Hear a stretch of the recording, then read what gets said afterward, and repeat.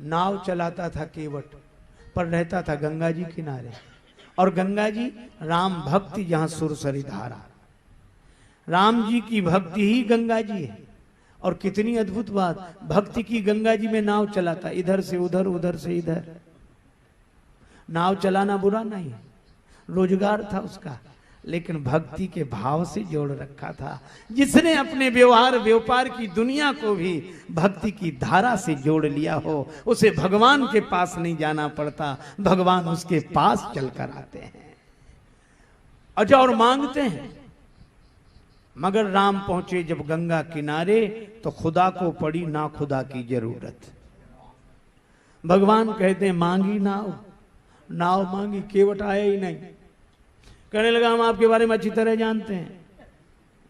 अब ऐसी बेइज्जती तो आज तक नहीं हुई होगी। जैसे कोई पैसा मांगे किसी से, कहने हम नहीं देंगे, हम आपके बारे में अच्छी तरह जानते हैं। इसका मतलब पहले बेईमानी की होगी। एक अध्यापक ने विद्यार्थी से पूछा कि तुम्हारे पिता 5,000 रुपए 3 रुपए प्रति सैकड़ा ब्याज की दर से उधार लें, तो 6 महीने बाद कितना लौटाएंगे, हिसाब लगा के बताओ। विद्यार्थी बोला सर 1 नया पैसा नहीं। तो अध्यापक ने कान पकड़ के तमाचा लगाया, बोले क्यों रे, तू हिसाब नहीं जानता, गणित नहीं जानता? विद्यार्थी बोला सर हम तो गणित जानते हैं, पर आप हमारे बाप को नहीं जानते। उसने जिसका लिया है दिया है, आज तक जो तुम्हारा ही देगा।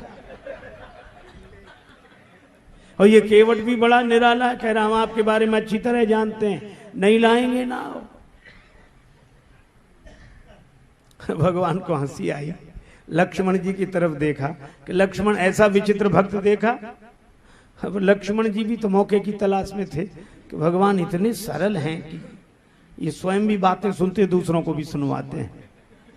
तो भगवान ने कहा लक्ष्मण ऐसा विचित्र भक्त देखा कि जिसे मैं बुलाऊं और ना आए। लक्ष्मण जी बोले आपके जितने भक्त होते सब ऐसे ही होते।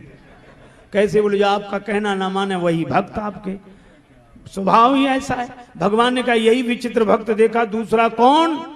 लक्ष्मण जी बोले एक को पीछे छोड़कर आए और एक आगे है। पीछे किसे छोड़कर आएगा? सुमंत को, वो रथ में बैठे हैं, और आगे है केवट जो नाव में बैठा है। सुमंत जी से आपने कहा कि रथ लेकर अयोध्या जाओ, और केवट से कहा कि नाव लेकर आओ। सो एक को भेजते हो सो वो जाता नहीं है, दूसरे को बुलाते हो सो वो आता नहीं है। ना ये कहना माने ना वो कहना माने। आपके सब भक्त ऐसे ही होते हैं। और लक्ष्मण जी के इस व्यंग्य विनोद पर सीता माता को भी हंसी आ गई, पर राम जी भी वचन रचना में परम प्रवीण। तुरंत बोले लक्ष्मण बात यह है, किसी दुकानदार की बौनी सवेरे सवेरे बिगड़ जाए, सगुन बिगड़ जाए, कोई उधार मांगने वाला आ जाए तो समझ लो दिन भर के लिए दुकानदारी खोटी, सब उधार मांगने ही वाले आएंगे। लक्ष्मण जी ने कहा क्या मतलब? भगवान ने कहा हमारी यात्रा का सगुन बिगड़ गया, बौनी बिगड़ गई। कैसे? कहा जब हम अयोध्या से चले तो एक घटना घटी। क्या?